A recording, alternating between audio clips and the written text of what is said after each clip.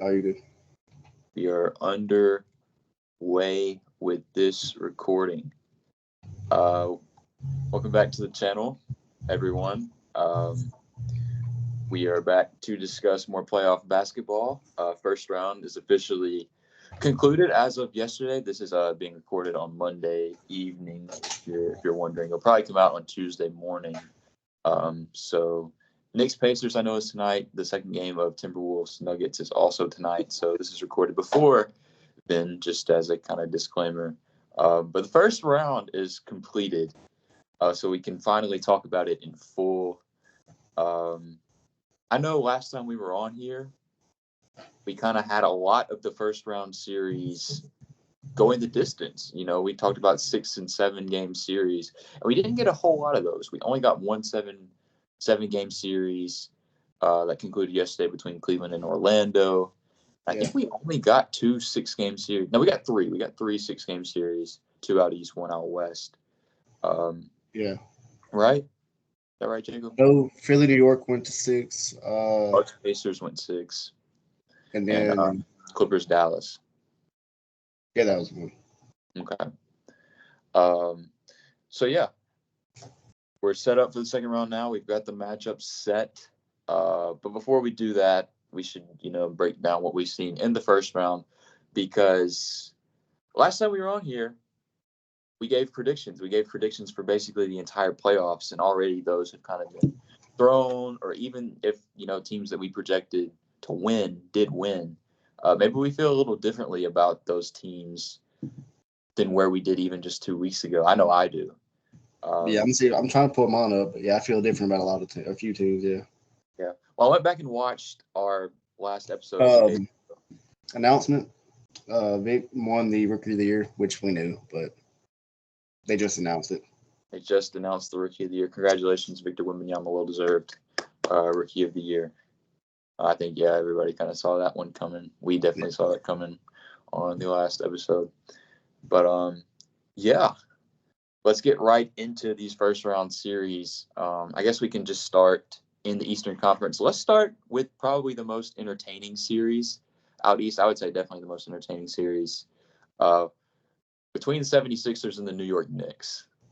The Knicks ended up taking this series in 6 games. Probably should have taken it in 5 if it weren't for Tyrese Maxey absolutely stealing that game in Madison Square Garden. I'm not gonna lie, after that game 5, I was kind of scared for the Knicks. And then especially in game 6, they came out super hot. They got the 20-point lead in the early first quarter, second quarter. And by halftime, they were down. The Sixers came all the way back. The Knicks were able to hold them off, though, in the end. I know had the legendary Tobias Harris 0-point stinker performance that I'm sure Jacob has some words about. But really entertaining series. First 2 games kind of set the tone, where Jalen Brunson doesn't have his best games, but the Knicks role players step up and they play really well. Joel Embiid, has the injury scare in game 1 that really kind of, maybe gets in, people's heads a little bit. He has to play big minutes throughout the series. This is your team, though, Jacob. I know you picked the Sixers to win the series. How are you feeling post first round exit with this Sixers team? I want to know how you're feeling. Not really surprised by it, with Joel being hurt. Multiple injuries. Then the meniscus injury, and came out like he had Bell's palsy too, or whatever. Like half his face can't move, half his face or whatever. I'd never heard of that before. I had no idea what it was. So like I don't know what it is. He just gets the weird things. But as a hoops fan, not as a Philly fan, like I said, it was a great series to watch. Glad it did go 6. Could have went 7. Had a few different things happen. Game 2, I think it was game 2. It had that the no call, the no timeout, the comeback, whatever. Same thing happened in, I want to say, game 5. It's like a few missed calls here and there, whatever. But rebounding is really what killed Philly. I know we talked about it. They really, when Joel was off the floor, it was I don't even know what to call it. You'd see even with Joel on the floor, he couldn't jump. You'd see New York get 5 offensive rebounds in a row. I think they said by the end of the series that in the Joel off minutes, the plus minus for the series was like minus 46 or something. Yeah, and he was not off the floor very much at all. So that's no, he. that it I got know that bad. I took a screenshot of it. I know. I'm trying to find it. No, he in games 6 and 4 for sure. He played the whole second half. That he couldn't. They couldn't take him off. They couldn't afford to take him off. And except they took him out. I think like 1 minute in the third or 1 minute in the fourth to let him kind of rest and then start playing again. I mean, game 5 he had to play overtime too. Yeah. Can't find it, but I want to say like in the Joel minutes it was plus. It was up there. I don't know. It was really bad, but like I said, the rebounding. Josh Hart was Steph Curry the first 2 games, barely missed. Dante DiVincenzo did the same thing, hit big shots. Deuce McBride was. Yep. He hit some big shots. First 2 games, and Jalen Brunson was shooting 29% the first 2 games. Then it switched. Jalen Brunson went hot. Everybody else kind of cooled down a little bit. But yeah, they the role players kind of won the series for New York. The role players and the rebounding. Yeah. It kind of surprised me that they won that game 6 because of that reason. I think they only ended up with like 6 or 7 bench points that game, and it was Philly had the game 6 performance from Buddy Hield where he had 20 points, and then you had Cam Payne come in and make some buckets. You had Batum who came in and hit some shots. But yeah, I would say overall the Knicks role players definitely outplayed the Sixers role players in this series, especially when you factor in Tobias Harris only averaging 9 points on the series. Was it 9? It was 9. I think it was 9 points, and he averaged like 7. I thought it was like 7 or 8 points, but yeah, they were minus 46 with Joel off and plus 48 with him on. Yep, that was it. I want to say the lineup was of Maxey, Lowry, Oubre, Harrison, and Embiid. Well, they had the plus rating like the whole series, but it's just when we went to the bench guys, that's kind of where it fell apart, like it normally does for Philly. Yep, I will say too. Jalen Brunson, of course, did turn it on after game 2. From game 3 going forward, he was unstoppable, really.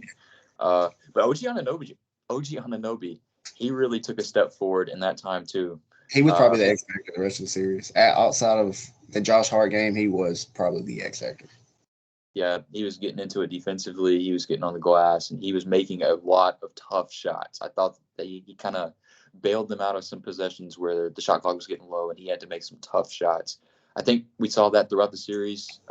Early on, Josh Hart did some of the same things. So did Dante DiVincenzo. Yeah, they just seemed to get timely buckets and timely rebounds. Their rebounds were very timely. And that's a big shout out to Mitchell Robinson, who came in and did a good job against Joel Embiid. About as good of a job as you could ask someone to do. Yeah. When Isaiah Hartenstein got in foul trouble. Yeah, you could see it. Joel could barely jump on most of the rebounds. He would kind of just try to reach for it, and that's really what hurt us. But other than that, like you said, it was kind of Maxey versus Brunson the last 3 or 4 games. Maxey earned a lot of money this series, which Philly fans knew, he deserves, but he definitely showed everybody else he could. Even though he does have a bad whistle. I know I told you a lot, but it was foul calls he was not getting. Yeah, but just wait till that max contract kicks in. He'll get it. I'm fine. He is Tobias is off to max. That's all I care about. Win or lose. The $180 million man is hopefully in Detroit or China. But let's talk about it. Did you see the odds? No. The betting odds for his next team is Detroit, and they have like three like foreign teams on there too. Oh man, it's pretty bad. Man, that's crazy. But yeah, let's get into that just a little bit before we go to the next series, because Philly has a lot of money to spend. Before we came on here, you said that really the only player that they have under contract right now is Joel Embiid. They have Joel Embiid and Ricky Council, who's on a 4-year, $7 million deal, so not much. Yeah, and we know Paul George will likely become a free agent. He's not accepting his option. He is. I think it came out yesterday. He's testing free agency. Yeah. You've got Klay Thompson on the market if that's something you want to, get into. You've got DeMar DeRozan. You've got guys like D'Angelo Russell who could maybe come available. And of course, you got the trade market. You got the trade market, but of course, you'd have to sign, players before you can trade them. What are you thinking is the direction the Sixers might take this offseason, Jacob?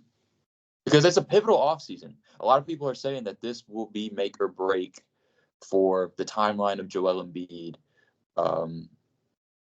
because we're probably getting closer to the end of his prime. Yeah, I know he said he wanted to play like 8 more years, which probably won't happen. But I think the MVP level, Joel, you have 3, maybe 4 years left. It kind of depends on injuries and everything. I know it gets shorter every year, but the way he played this year before getting hurt, it was MVP level again. He probably was the favorite. But I think, like I told you before we started, the leap from Tyrese Maxey does change a whole lot of things. But realistically, I think they're going to offer Paul George a max. I'd rather not. I was about to say, Paul George had a few good games in this playoffs, but he also kind of ended badly in that series against the Mavericks. It couldn't be worse. He has injury history as well, as we well know. Right. It couldn't be worse than Tobias, but well, I'll also say this: if he does, test free agency, he'll be declining a $44 million player option, so he'll probably be expecting slightly more money than that. Also, as a 30-year-old. Yeah, I don't know what the numbers would be for his max, but we've been linked to Paul George, been linked to Jimmy Butler again, which Pat Riley said Jimmy's not going to go anywhere. They're not going to entertain trades. Trying to think. Brandon Ingram, I think, we've been linked to as well. So yeah, that's true. That'd be. I wouldn't be too mad at that, but it's kind of not a great fit. But Brandon Ingram didn't have a very good playoffs either. Yeah, so I don't know. Maxey is a great playoff performer. We kind of found that out this series and some of last year, but I guess what they're going to try to do is just fit. They said they want to get a lot of 3-and-D wings, so I think they just want to put players around Joel and Tyrese that really fit them, and not have a Tobias or like past players that kind of just get stuck here. You got to kind of work around them. But this is the first offseason Daryl Morey has where he isn't fixing the past front office's mistakes. So, but like you said, $60 million. I think it's $60 million in cap space because they can waive Paul Reed's contract. So 2 players on contract. That's it. Would you like a guy like Gary Trent? Gary Trent's a free agent, unrestricted free agent. You would? Yeah. Streaky shooter. I'll say that. He'll have games where you'll be wanting to want him off your team, but he'll also have games where he'll score 30 points. He'll be like, Gary Trent, best shooter in the league. It wouldn't happen, but I wouldn't mind throwing Malik Monk a bag. I know it won't happen. I doubt he'll leave Sacramento. Yeah, I don't think so. But what do you want to bring back? Kelly Oubre, who was on the vet minimum, and he very well outplayed it. Nurse brought some defense out of him that I kind of didn't expect. He was the Jalen Brunson guy first 2 games. Really just Kelly Oubre, Nico Batum on a 1 or 2 year deal. Blazer legend. What about DeAnthony Melton? I do. He's kind of that secondary ball handler who can shoot, but he had back issues all year. And they really didn't give a clear what it was. He'd play he was available to play the last 3 or 4 games and he got DNP. So I really don't know what to make of that. Okay. But I would like to bring him back just for his defense because him on Brunson would have been a lot different, I think.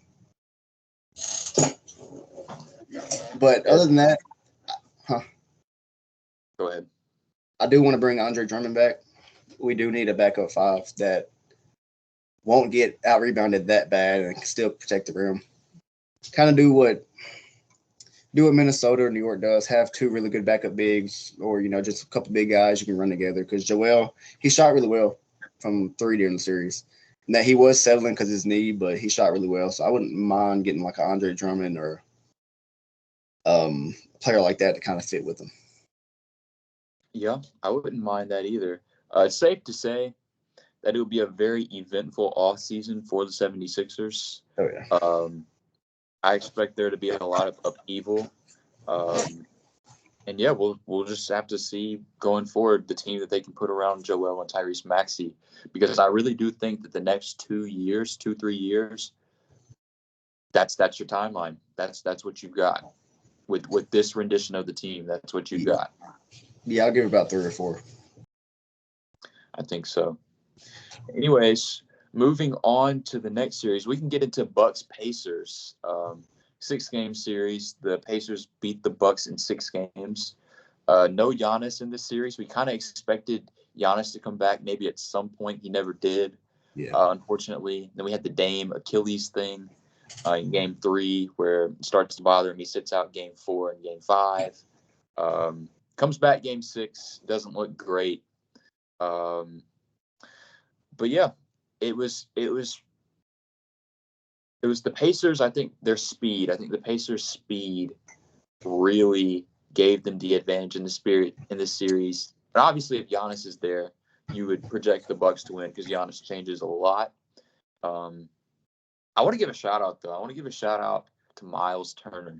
Miles Turner had a really good series. He shot the ball really well, and this is really his first playoff action since like the bubble, which is pretty crazy to think about. Were they in the playoffs, the bubble? Yeah, they played Miami in the playoffs in the first round. That's right. I think this is the only time they lost. Yeah. Besides this year. Pascal Siakam was pretty good. He had some games where he was really good. And going into a second round series where they're going to be playing the New York Knicks, it's a battle of attrition because these two teams play so different. The Knicks, they will slow you down. They will want to get on the offensive glass and play gritty. That's what they do. And the Pacers are the exact opposite. The Pacers want to go a million miles an hour. They'll get up shots in a hurry. So looking forward to that series, I guess we can go ahead and do that a little bit. First game is tonight. Obviously, it starts in just a few minutes now.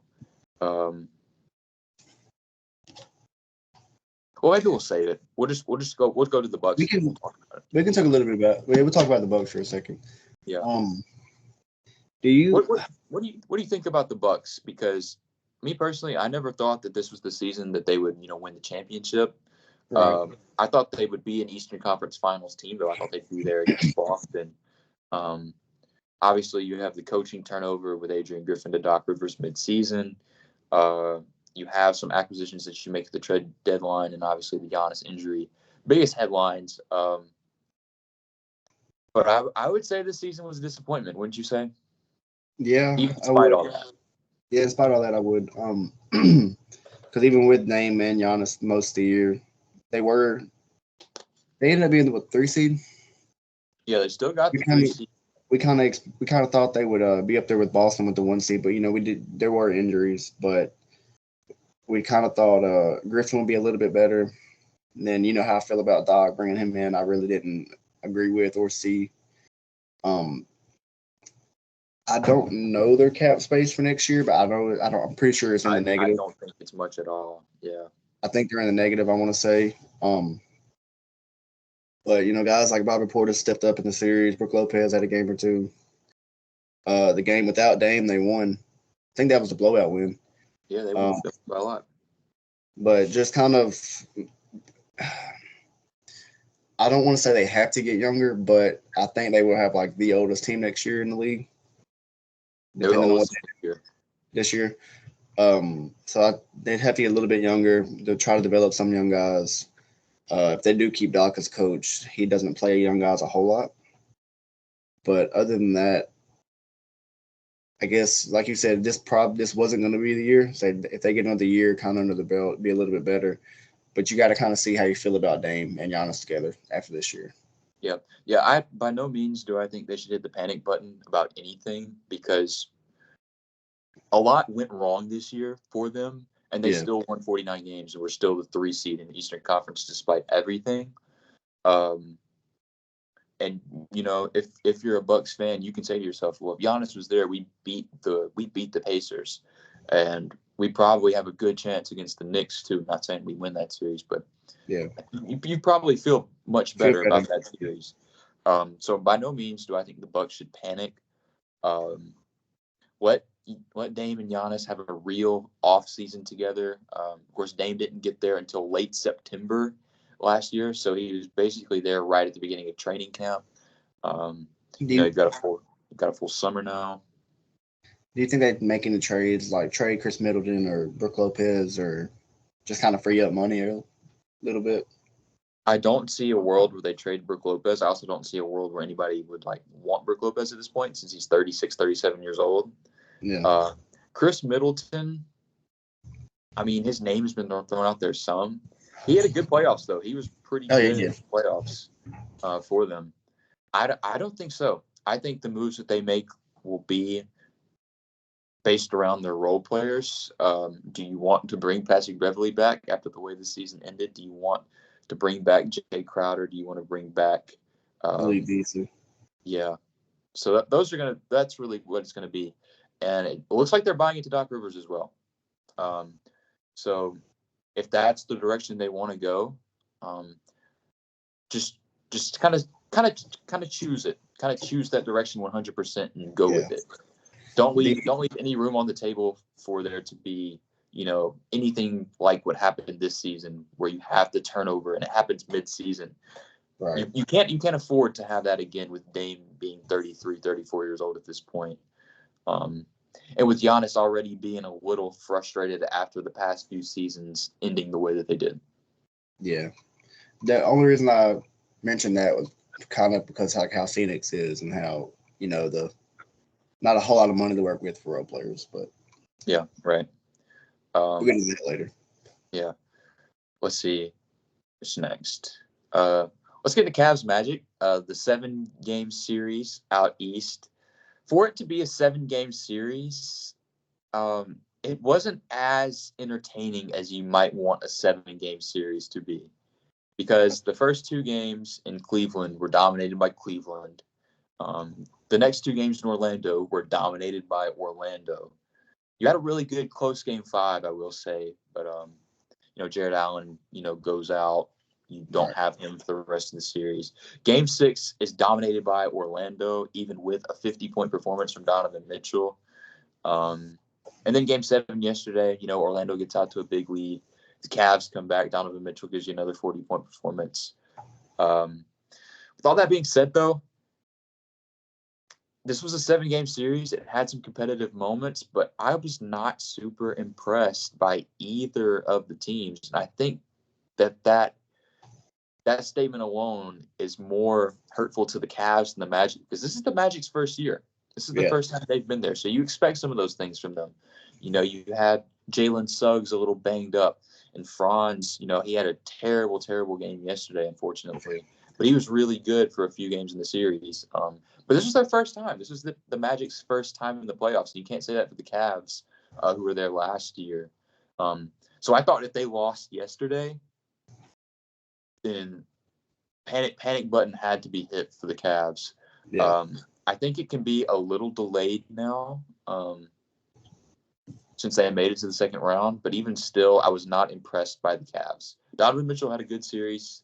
Jared Allen was good when he played. Darius Garland, though. Yeah, he struggled.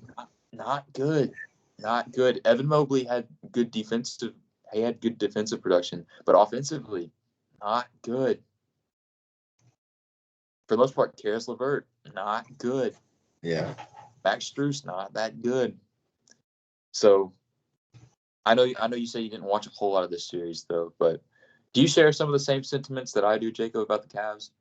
Yeah, they had a lot of. This was like the midday series. They played at 12 o'clock a lot of days. But yeah, they struggled. Without Donovan Mitchell, they probably would be at home right now. Yeah, for sure. But kind of like you said, the only positive I think is how well, even though they struggled, but how well Jared Allen does help them. But even against Boston, I know it'd be tough. It is Boston. Yeah. Mm-hmm. even against Boston, it'll be tough. But like the size is the only thing that does help. Kind of. If I don't know how long Jared Allen will be out. I don't think they've said anything about it. But yeah, I don't know either. So I mean, like they could have some games where they bounce back, but even against Boston, it'd be a tough series. Yeah, I know you said they should sweep them before. I know you felt like that last episode. Yeah, I think so.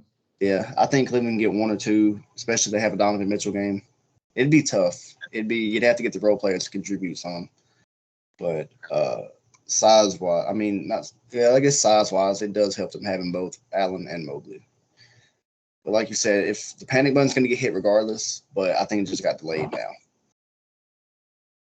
now. Yeah. Yeah, I don't have very many good things to say about the Cavs. Whatever little bit of confidence I may have had in them going into this playoffs, to potentially compete with the Celtics, doesn't exist anymore. Even with Kristaps Porzingis, probably not playing in the series. Yeah, that's the only way I think they could get that extra game in, make 4 or 6 games, is if KP misses. Which the way they're talking, I think he will.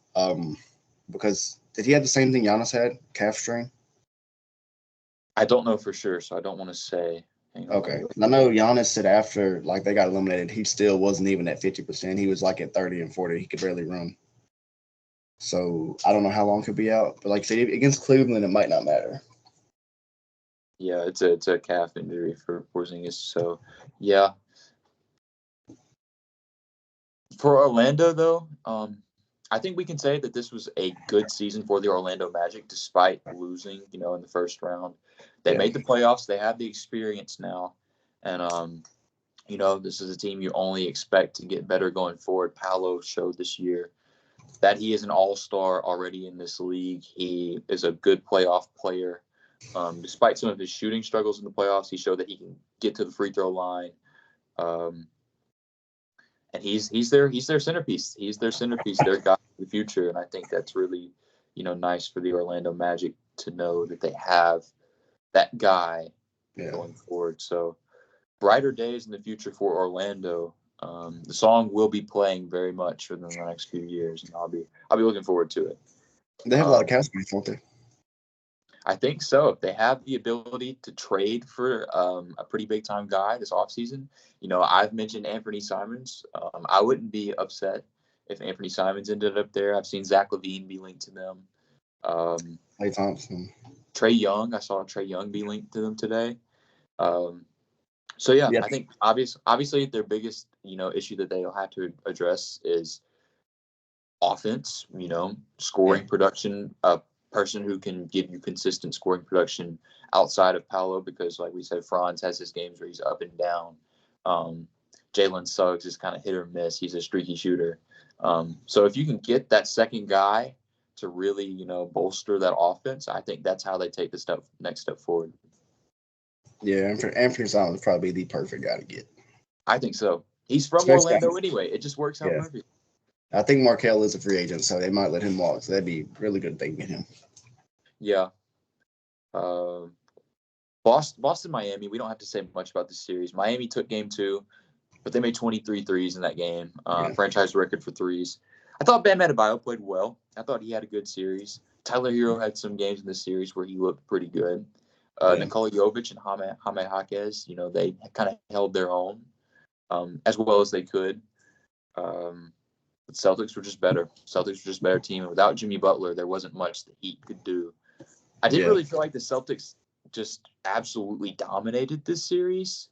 They didn't absolutely dominate, but they were still just so much better than the Heat. Yeah. It felt they didn't, but it felt like they did. Just some games they were up 20 at one point. I know the Heat fought back a few times, but without Jimmy, I don't think Terry Rozier played at all either this series. But you do like what you saw from Bam offensively, being aggressive. But yeah, it really wasn't much to take away from this series from either team. Yeah. And I know a lot of Heat people, you see the, Jimmy Butler potential extension. You hear kind of the rumors of him possibly going somewhere else if, they can't reach an agreement on that extension. I don't think Heat fans should panic, though. like you said, you're without Jimmy Butler in this series. You're without Terry Rozier. And even against a team like the Boston Celtics, this would be a very different series if those two guys were there. So I think as long as you stick with what you've got young guys who are continuing to develop. We know the Miami Heat will continue to develop those young guys. I think you're fine. I think you're fine. Yeah, I doubt he goes anywhere. Yeah. I guess we can stick in the East before we go to the West. The second round series, we can get into Knicks Pacers now. Like we said a little earlier, kind of war of attrition. These two teams play so differently. The Knicks are a slow team. Pacers play super fast. Jacob, who do you like in this series between the Knicks and the Pacers? I still like the Knicks, but I wouldn't be surprised if it is seven games. Really? 6 or 7, yeah. Because I still think the Pacers could win just from how fast they play. Watching New York for 6 games, what they like to do is get offensive rebounds, and the Pacers, they like to get out and run. So if they do get a rebound, that kind of leaves. If New York crashes the glass, that'll leave the Pacers the ability to get out on fast break points. But it'd come down to, like it did against Philadelphia, role players. I'm guessing Aaron Naismith would be on Brunson, maybe. I think it could be, Aaron Naismith out of the starters. Yeah, I think Andrew Nembhard will take some time with him as well. But it really comes down to, I don't want to say role players, but I guess the shooting of both teams. New York's going to put threes up, especially with Josh Hart, the role players. I don't want to say especially Josh Hart because he had an outlier series, but we'll see. But, he might have another in the tank. We'll see. Yeah, we'll see. But you got, Siakam, Miles Turner, they can stretch the floor out pretty well. So it kind of come down to, I guess, what it did more when New York played Philly, role players on both series. Yeah. I've got the Knicks in 5. 5. I think the Knicks are just the better team in this series. I think that they'll be able to control the pace. I think that they'll be able to crash the offensive glass against the Pacers, who are a team that doesn't rebound the ball particularly well. Yeah.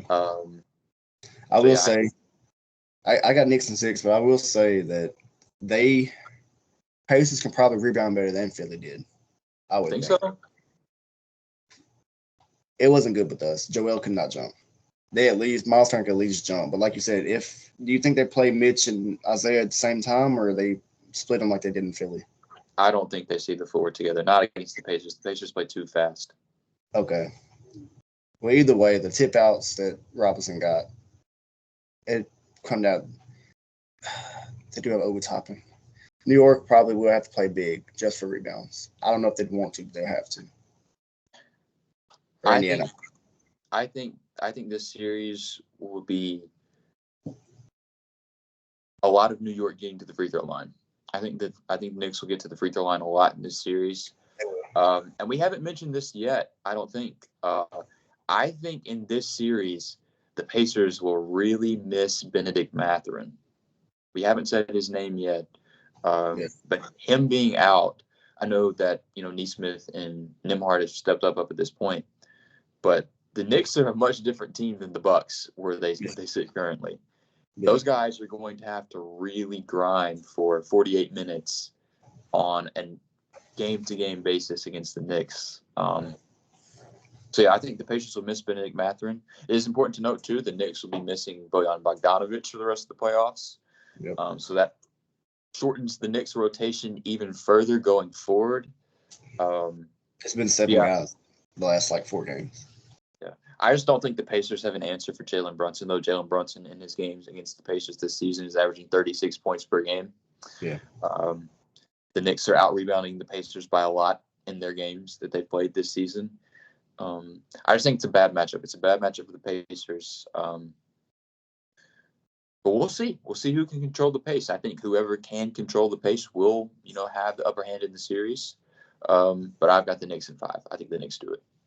Yeah, I go Knicks in 6. I think Indiana didn't get 2, but like you said, Brunson's going to be at the foul line a lot. He did that against Philly. He has a great whistle. A lot of Twitter said it. A lot of fans have said it from NBA fans, but I don't know. Well, it's a skill. It's a skill, and he has mastered that skill. He has. It really will come down to, I don't want to say Tyrese, but it might come down to Tyrese, his scoring. I think it will come down to, regarding Tyrese, how well he can dictate the pace. Yeah. That's what, because like you said, New York plays real slow, Indiana fast. And I guess in the how well they can switch on to Brunson, because they do run a lot of pick and roll. So might get a few TJ McConnell games in there, but we'll see. TJ McConnell will be huge in this series. He will. Yeah. He will. Other Eastern Conference second round series, we kind of touched on it a minute ago. Celtics, Cavs. I've got the Celtics sweeping the Cavs. I do. I think I said Celtics in 6, I think. I don't see a world where the Cavs win 2 games. I don't see a world where they win 2 games. I can see them definitely winning 1, especially I know Miami won 1, even though they did break a record to do it. And with KP out, Boston can have one off like they did game 2 against Miami. But 2 of them, I don't think they have 2 of them. Yeah. I can see 1. Yeah, I can see 1, but not 2.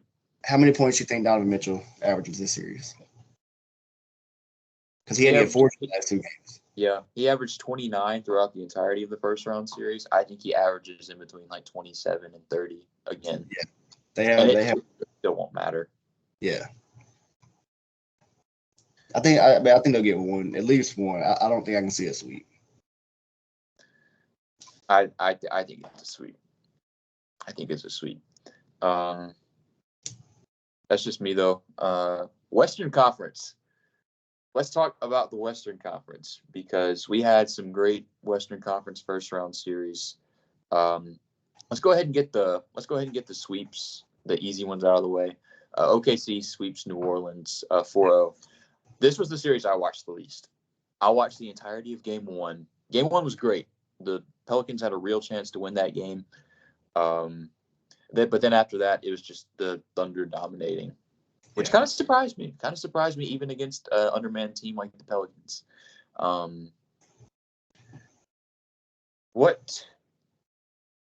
Because, Brandon Ingram is potentially on the market this offseason. What do you think the Pelicans should prioritize going forward, Jacob? I want to ask you that question. I think Ingram is gone. Think so? I think so. I know they've had this core together for a few years. Zion had a really healthy year. I know he got hurt.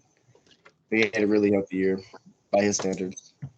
That was his other funny statement. Zion had a really healthy year. He got hurt. Yeah, by his standards, it was pretty healthy. But I'm pretty sure we both agree they should prioritize paying Trey Murphy. Yeah, which I've seen that they're most likely going to do. Oh, yeah. Trey Murphy. I don't know when the Herb Jones extension will happen or when he's eligible, but I'm assuming they're going to pay him. That should happen. Assume they're going to pay him. Is Valanciunas a free agent? I don't think so. Let me see. Pelicans free agents. Oh, he is. Yep, he is. Yep. He's been good for him, so I could see a way they bring him back. But I think money-wise for Trey Murphy, Herb Jones, I think Ingram gets traded. And I mean, I know we see rumors all the time, but like a team like Orlando, it wouldn't be Orlando, but he wouldn't fit well. Like a team like Philly, which I don't think he fit well either, but somebody can go after Ingram. And I guess it's kind of how well the front office feels, and Willie Green kind of feels about Ingram, Zion, and Murphy going forward. Because some nights Trey Murphy is their second best player behind Zion. Yeah. I think that they really need to choose a direction on who they want to be their point guard, because CJ McCollum he's a decent playmaker, but he's not a true point guard. He's never been a true point guard. And I think they need that guy to get them into their sets, need to get them into their action. I know Zion has kind of served in that role as well, and he's been pretty good out of that. But they need another playmaker. They need like a primary playmaker, I think. How many is CJ a free agent, or how many years does he have left? CJ McCollum is not a free agent this offseason. Let's see if he is next season. No, he's there for at least 2 more years. I could see they trade him, but I don't know who would want him. I think there would be a market for CJ McCollum. Do you? I think so. I don't see him getting moved this offseason though. I think Brandon Ingram is the guy to go this offseason. I think he does go. Like I really don't want it to be us, but I think we are the best chance of him getting moved. Yeah. Draft pick wise, we have the picks and the cap space. I could see us doing it just for he's a free agent after next year, I think. Isn't he? Brandon Ingram? Brandon Ingram, free agent. Yes, he is. Okay. So I can see us doing that. But do you think they go after James Harden? That's a name I have not heard be mentioned with them, but thinking about it. Just as the playmaker role. Like you said, a primary playmaker. I wouldn't rule it out. I would think about it. I would explore it. And it's not rumored. Yeah, it's not rumored or anything, but let me look at a list of these like free agent point guards. I looked at it the other day. I know it's Harden, Fultz, Markelle Fultz. Tyus Jones is a free agent. Tyus Jones. I like Tyus Jones. New Orleans should be the first to call Tyus Jones this offseason. I'll say that right now. I know we'll get to Harden later with the Clippers Mavs series and what all they got going on. Yeah. I hadn't even thought about that, but I think that's an interesting name with the New Orleans Pelicans because I don't know if I expect James Harden to be back with the Clippers, especially after the way this year ended and with Paul George's future likely being up in the air. I don't know what to say because he's going to want to get paid, but he's not going to get the max money he wants. But yeah, I don't think he gets that much money. I don't think that he takes a minimum like Russell Westbrook does. No. But, if they let Paul George walk, if he does go somewhere else, I could see the Clippers paying him, but I don't think they'd want to. How it ended. Yeah, I just don't know how you can justify it at this point. I guess we can segue into Dallas Clippers with this. Dallas beats the Clippers in 6 games. You know, the Clippers. Basically, the story of the series is the Clippers. The 2 games they won, they hit 18 threes in both of those games. The games they lost, they hit 10 or less. That was really the name of the game in the series. You had the big leads. You know, Dallas came back from the big lead. The Clippers ended up winning. Kyrie's great. Luka doesn't have a great shooting series, but he's still pretty solid. Mavs role players. Shout out PJ Washington. Shout out Daniel Gafford. Shout out Derek Lively. Good series from those guys. But on the Clippers, I just don't know because we've had this same conversation for like 4 years now. Yeah. Because they got the new arena next year. I forgot what it's called.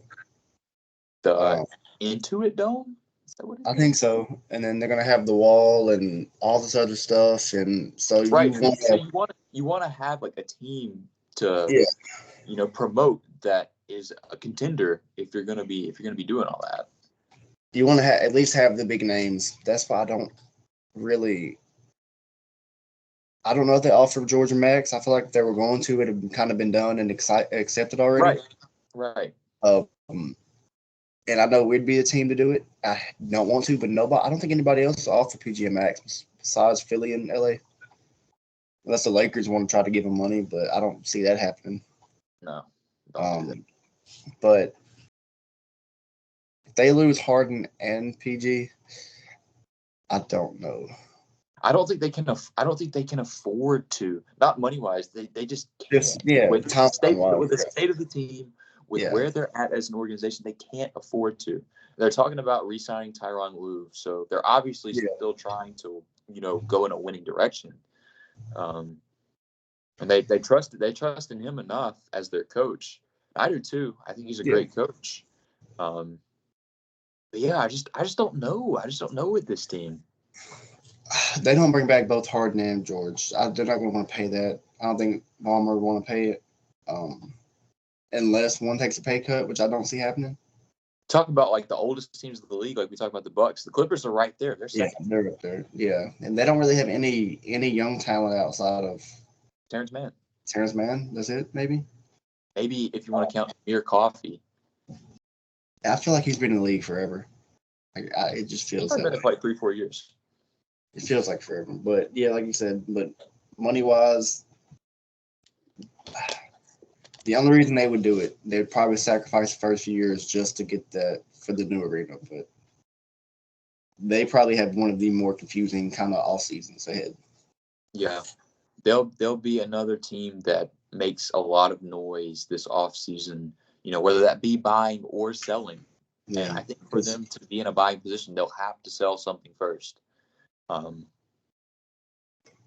So we'll see what happens. I just don't know. I have no idea with this team anymore. I have no idea. Yeah, they had that really good stretch where they look like a really contending team, but the Kawhi injury that I don't want to say it came out of nowhere, but it kind of did. So I don't know. Yeah, shout out to Dallas though. Dallas, y'all know I've been riding with Dallas all year. They kind of scared me in that first game. The Clippers came out and dominated that first game. So I was like, is this the Dallas team that I know? And they proved that they were. Yeah, I'm really excited about Dallas going forward. But before we get into Dallas OKC, let's get into Denver. Well, let's get into Denver Lakers first. Yeah, let's get into Denver Lakers first. Denver beats the Lakers in 5 games. The Lakers have a lead in virtually every game, double-digit lead in 4 of the 5 games. And they end up losing. They end up losing every game but game 4. Michael Porter Jr. has a really good series for Denver. Of course, Jamal Murray. Yeah, he averaged like 25 points. Jamal Murray, of course, two game winners in one series is crazy. Crazy work. Jokic is obviously still great. Denver's bench is not very good. And I think coming into the playoffs, talked about early in the episode, teams that we might not be as high on as we were going into the playoffs even 2 weeks ago. I don't know, man. And maybe part of it is what we've seen already on Saturday against Minnesota. Mm-hmm. I'm not sold on Denver as the team to come out of the West. I'm not. I said it kind of before. I think I had Denver win the whole thing. Yeah. That was before the way Minnesota played. So I know I told you the other day, or I've said it before. I think the winner of this series, not this series, my bad. So I think it's either going to be Denver or Minnesota out the West. But Denver, it was kind of like that last year. Who they played? They played Minnesota. They played Phoenix, and then they played the Lakers. They really didn't get that. The bench guys really didn't step up until the conference finals and the finals. I would say so, because that's when Christian Braun really started to insert himself. But yeah, they're not kind of as. I mean, the Lakers were bad. Not as dominant as you kind of would think, but when it counted and they needed it, they were. Yeah. I still feel good about Denver. With Jokic, Murray, Michael Porter had a really good series against LA. If he continues that, I know we saw game 1, but if he kind of continues that, I feel good about him. But you would like to see. We'll talk more about Denver in regards to Minnesota in a second. Let's talk about the Lakers. Because obviously the Lakers will have an interesting offseason. LeBron is a free agent, technically. Yeah. He has a player option that he could opt into. But that hasn't happened yet. I feel like that would have happened by now if it was going to happen. I think they're expecting to extend him, is what I've read. But I don't know. I expect him to be back with the Lakers next season. Yeah. I do. Now it's whether they waste. They have a first round pick, right? Or did it go to New Orleans? Or it's not decided yet? Either this year or next year, it goes to New Orleans. Let me go see. I think they have their own first round pick this year. Because I want to say it might have conveyed the next year. I think. Nope, they don't. It goes to New Orleans. So it's already been decided? Yep, because it's not a lottery pick. Oh, okay. I thought either way they could convey. Oh, I don't know. Anyway, I was gonna say draft wise, I wouldn't want them to waste a first on Bronny. To keep LeBron, we know he wanted to play with him, but I think obviously they fired Darvin Ham. Yeah. Whether you think it was deserved or not, you kind of saw it coming. Yeah. I don't think Darvin Ham was the best coach, but he's been scapegoated. He's being scapegoated for sure. He wasn't the best, but he did just so it's kind of gonna. I really think LeBron's gonna have a lot of say, like he has in the past. I don't think JJ Redick should be their guy. I don't think so. I don't either. I've seen it could be. They Mike wanted Budenholzer is kind of interesting. Yeah, I know I've said him. They were linked to Jason Kidd, but I think he just got an extension, or he's going to. He's not leaving Dallas. Dallas. Other than that, I want to say it was a assistant from Boston. Maybe. Hey, we saw the last assistant from Boston be pretty good. Shout out Will Hardy. Yeah. And then Joe Mazzulla. Shout out Joe Mazzulla. He's all right. I give him top 15. But other than that, who was the free agent? I don't know. They had a lot. D'Lo has a player option. He's going to accept. Player option. He's going to accept. Let's see. Taurean Prince. You got Christian Wood, Cam Reddish, Jackson Hayes, Spencer Dinwiddie. So basically, just a lot of role players. Basically, their whole outside of the starting lineup. Basically. Yeah. Rui will be back if he isn't traded. Austin Reeves will be back. Yeah. I kind of don't expect D'Lo to be back. I do. You do? I just feel like you can't bring the core of this team back. But if he has a player option, do you think he declines it? Do you see anybody? Even if he does accept it, they'll trade him. Trade him? Okay. Yeah. That makes more sense. But I don't think a team gives him over $19 million. I could see a team giving him over $19 million because he had a solid season. I say he had a season. I know he had a bad stretch where fans wanted to trade him, but he turned it around. He turned it around pretty quick, though. Like you said, after the last year and this year, losing to Denver both ways, 1 a sweep, 1-5. I don't think they want to bring that core back. And they will have the core back, but not the surrounding pieces because they're going to have the main three back. I don't know what else they could do. I don't know what money and what player-wise will help them. I just don't think that this is a championship team. I just think I don't see a way that this team becomes a real championship contender unless some name comes out that they get that we don't foresee. And I know even like Donovan Mitchell's name has been thrown with them a little bit, but that's out of the realm of possibility for me still. I don't think the Lakers have a chance at Donovan Mitchell.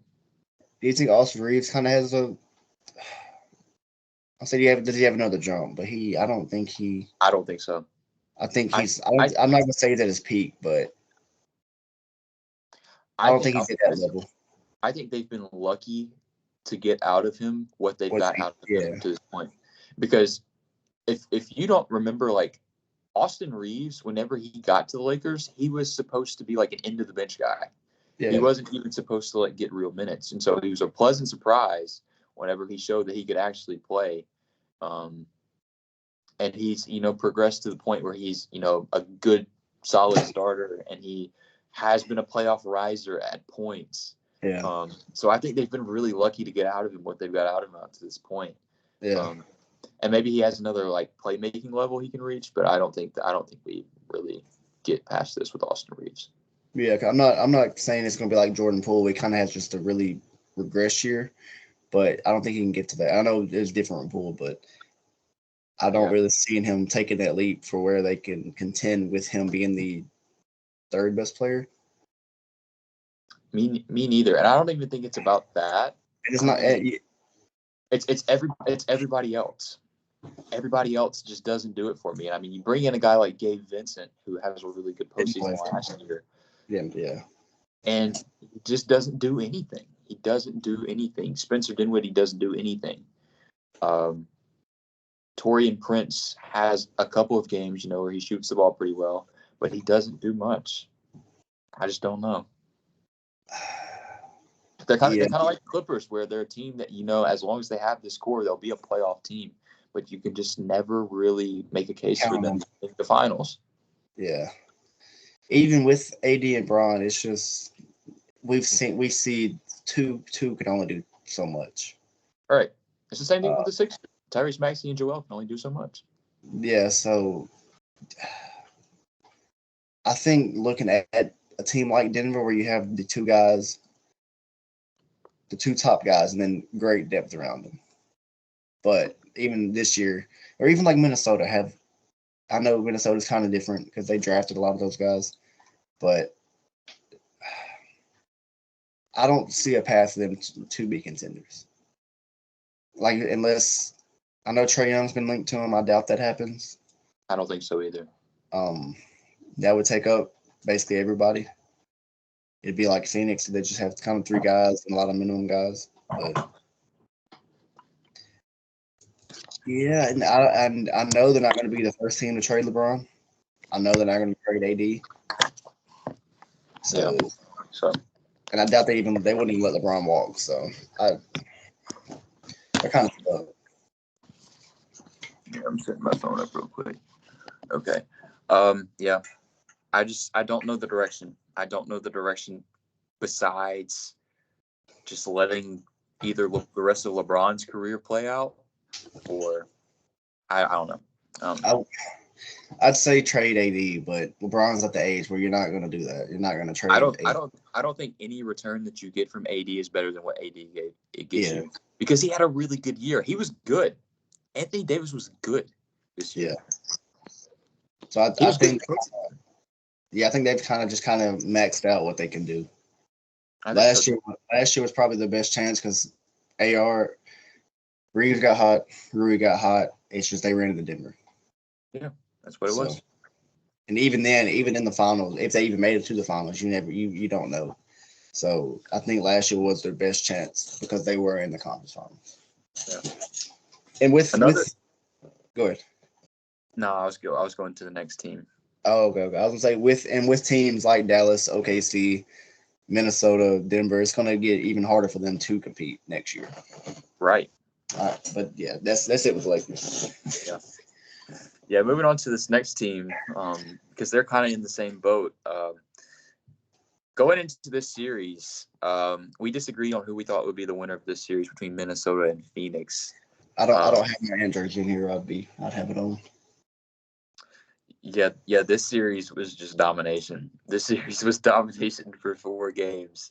It didn't matter what Kevin Durant did. It didn't matter what Devin Booker did. It was Ant. It was Rudy. It was Cat. It was Mike Conley. The Timberwolves just ran the Suns out of the gym. They ran them out of the gym for 4 games. I did not expect that. The Suns looked super flat. They looked super flat at points. I did not like that. You don't expect Frank Vogel to be back. I like a Darvin Ham situation, kind of scapegoat. But yeah, shout out to the Timberwolves because they dominated this series, and we'll get into them a little more when we talk about them in Denver. But the Suns, let's address the Suns because I have no idea. I said it last year. I said in the offseason that paying the 3 guys and no depth is going to hurt them playoff time. I didn't think it'd be this bad. Me neither. But I knew it would happen. Now you're paying Bradley Beal the next 3 years, 57, 58, 59 million. And I don't think there's any way to trade that. I think he still has a no trade clause, but nobody's going to want it. Nobody. Unless he just kind of goes back to the old Bill or something. I would say unless they send him to a team with like 8 rookies, Yeah, and they just have to make up the money somehow. There's been talk of KD or Devin Booker getting traded. I've heard a lot of D-Book talk. I have too.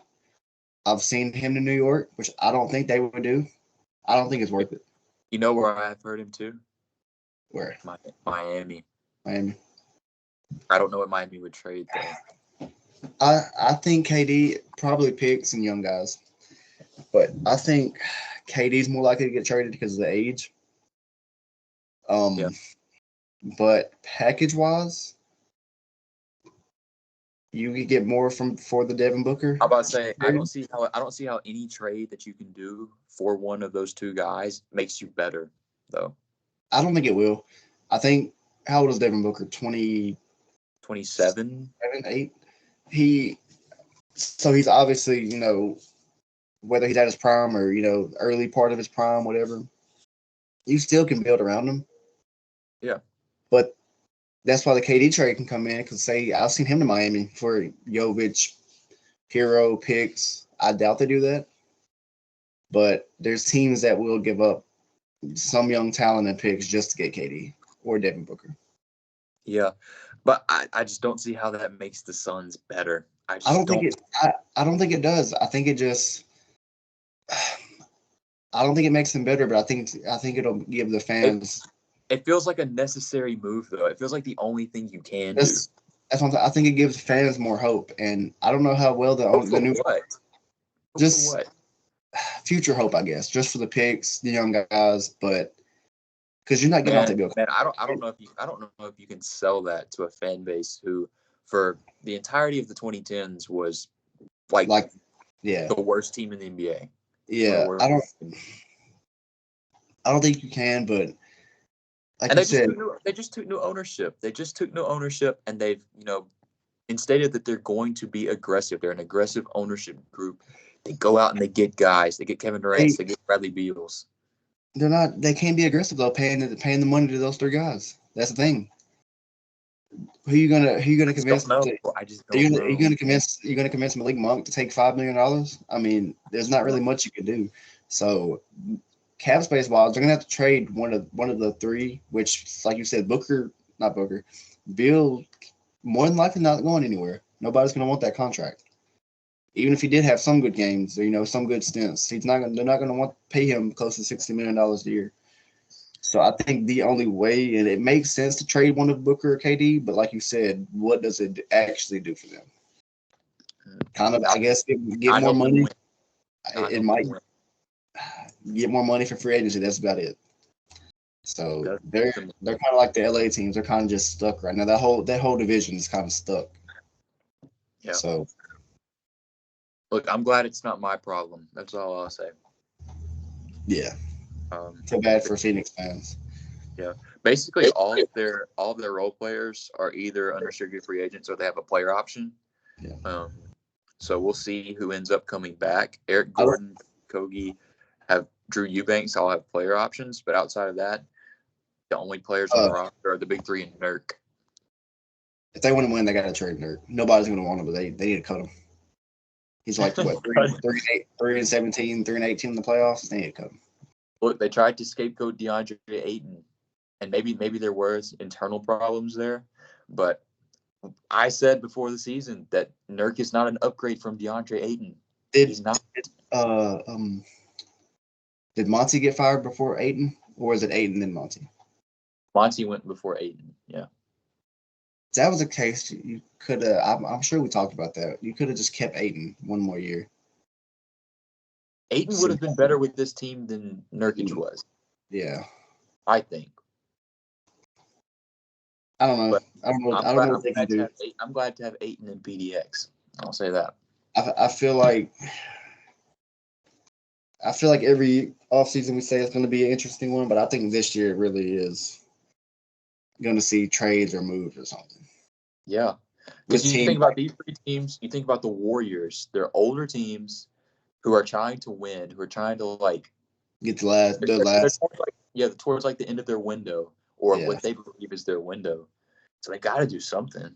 Then you're gonna have teams like Philly with cap space, Orlando that can trade. OKC has a ton of picks. They can try to go get somebody. And I think they have a lot of cap space too. I've seen Paul George could go back to OKC. So I don't think OKC should mess up anything they've got right now. They won't.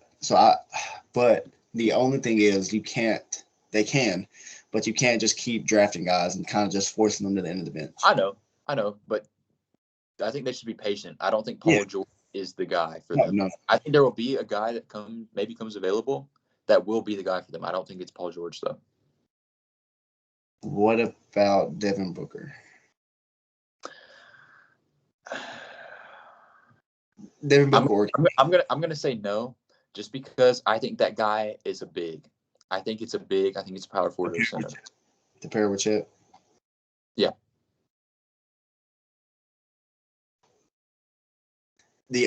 And I don't have a specific name even in mind, but I just don't think it's another guard. I think at guard they've got exactly what they need. They've got exactly what they need already. I like Isaiah Joe, Cason Wallace, Shea.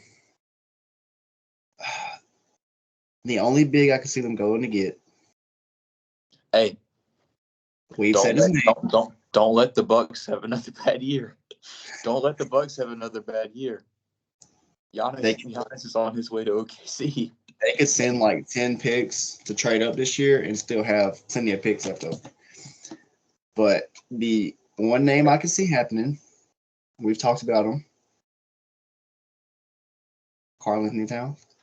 I think it's out of the picture right now because of how well it's not anymore. If the Timberwolves had a bad year, then yeah. If you told me this a few months ago, then I could see it, but that's the only player I could think of.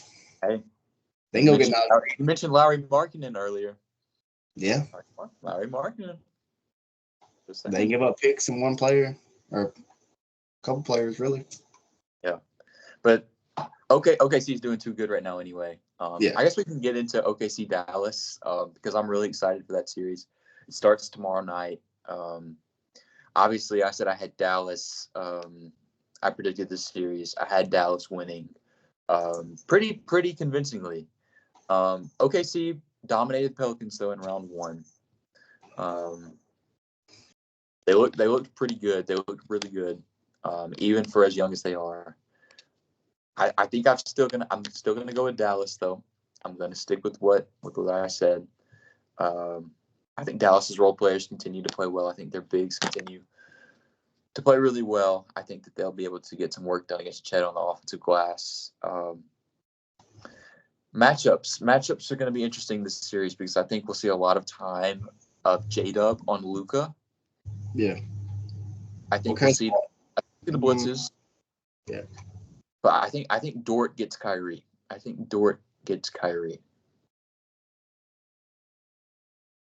The series Kyrie had, yeah. I can see that. I think J-Dub is a better fit to guard Luka. I said, so who'd you want Shea on? I guess he kind of fits better with the kind of not Rome, but yeah. Let him conserve his energy for the offense. Yeah. Let him do that. But yeah, I like Dallas. I think I could see this series going the distance though. Now, I will say, I said originally I could see this series being a sweep. I don't think this series is a sweep anymore. I think it. It's a sweep. At that time, it's a sweep. I said in the last episode that Dallas could sweep OKC. I don't think that happens. I don't think there's a world where that happens anymore. Oh, I had the Clippers in the conference finals. Oof. But yeah, with this, I think it goes 7. I want to lean OKC, but their kind of inexperience is what's going to be their downfall.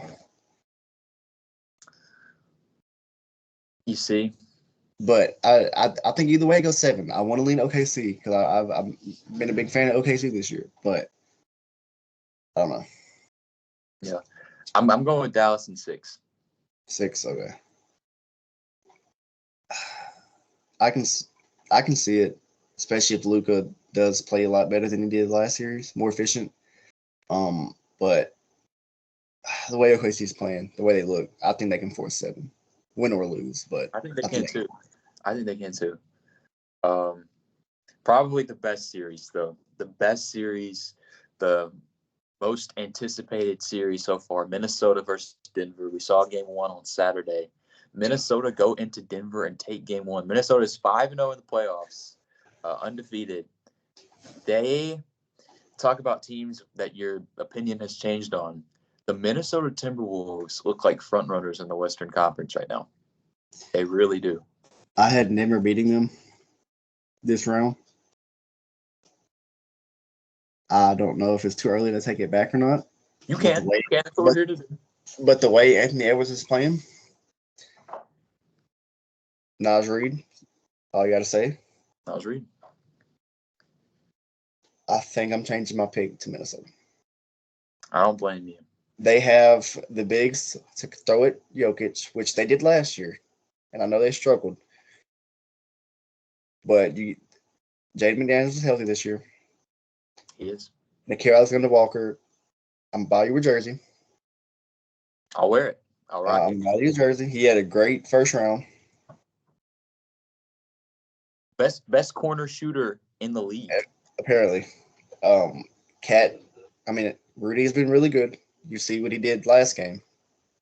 Bro, I've got receipts. I looked yesterday at like messages that I sent about Rudy Gobert years back. I've got receipts I've got them in the vault. I've got them ready for if Rudy Gobert continues to play the way that he does. I've got them ready. Just know. I don't remember what I said about Rudy back then. But it wasn't just you. There's also other people we know. Oh no, yeah, I know. And it was me defending him. Oh, I know. And I haven't been out on Rudy because I believed in the trade. I know how bad it was last year, but I believed in it. I had Chris Finch Coach of the Year last year. Hey, I need to give another apology. I need to give another apology. He didn't even coach. He didn't even coach the first game. I think the assistant coaches who coached. He was out there making calls, but Chris Finch was on like the bench. He was like putting it. He was there. Yeah. But I changed the pick.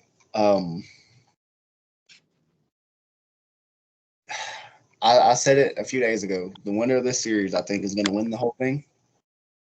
Wow. Yes, I could see the Timberwolves winning it all. They're hitting. The role players are hitting. Mike Conley's been great for him. Besides taking Chris Finch out, that was it wasn't his fault. Yeah. But the size, like I don't know. But I can see the winner of this going, and we assume the East is going to be Boston. Kind of no matter what happens this round, we assume it's going to be Boston. I will say the KP injury. Yeah. Porzingis, we'll need you back for that Knicks series. They'll need you back at some point for that series. That could be the X factor for New York if he misses, assuming New York wins, which we are. But yeah, this series I think I'm gonna try to watch every game. Luckily, they do play at 9:00 most games for us. Mm-hmm. This is the series I probably will try to actually make time to watch, depending on It's the best one. It's the best one. And it's become one of my favorite players. He's 40 points the last 2 games. The last game against Phoenix in game 1. Last 3 games now. 3 games. He's got it.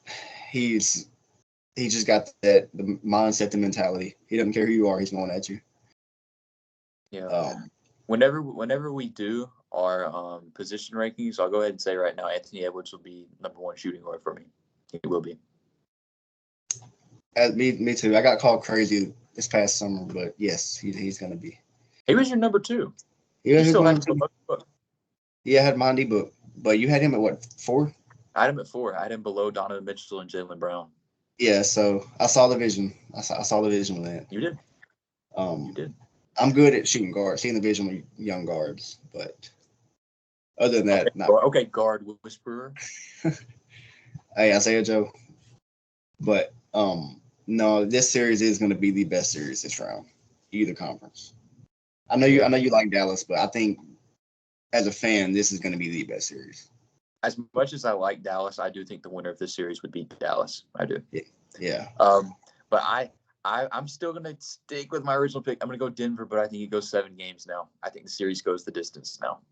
I like Minnesota. Ant is a playoff riser. We know Jamal Murray is. Coming in the playoffs, where did you rank Ant? Top 15? Among all players? Yeah. Coming into the playoffs, he's probably he'll be all NBA second team most likely. Yeah. So yeah, he's probably in between. He was probably in between like 10 and 15, and I'd say he's pretty firmly top 10 now. Yeah, top 10. Yeah, coming in. He's playing like number 1 right now. In the playoffs, yeah.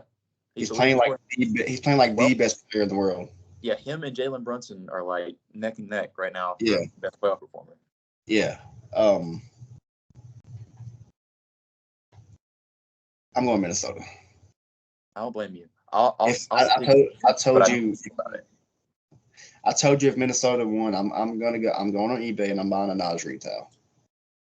I looked at the price. It was like 72 last time we recorded. It was like a 72 because I took a screenshot. It's really? Probably like yes.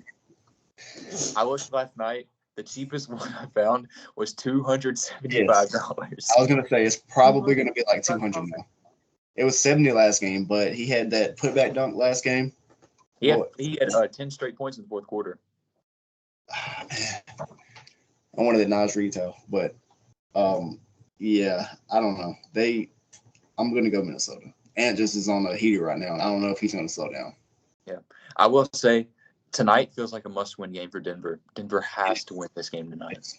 It is because I'm confident Denver can win 2 in a row. But if you let the Minnesota get this and they get that confidence, even more confidence, I don't think they come back. Yeah, I have a good feeling about Denver tonight. I think Denver will shake it back tonight. But yeah, we'll see. Yeah, I plan on getting back from the gym in time to watch it, but we'll see. Yeah, that's really all we need to touch on now. Hopefully, most likely we'll be back by the end of the second round series to talk about conference finals. To do kind of the same thing that we did in this episode. So that's probably the next time y'all see us. Good playoffs so far, despite having some series that ended kind of, early. I will say the longer series have been entertaining. Knicks Sixers was really entertaining. And even the Timberwolves Suns series gave us entertaining moments. Denver Lakers, of course, entertaining moments. So yeah, second round should be great. I'm really looking forward to the second round. Yeah, it's going to be how the second round play out. It's going to be some agenda pushing. Oh, for sure. We've had our own since round 1. So yeah. But yeah, that's all I've got to say, Jacob. Anything else before we get off till next time?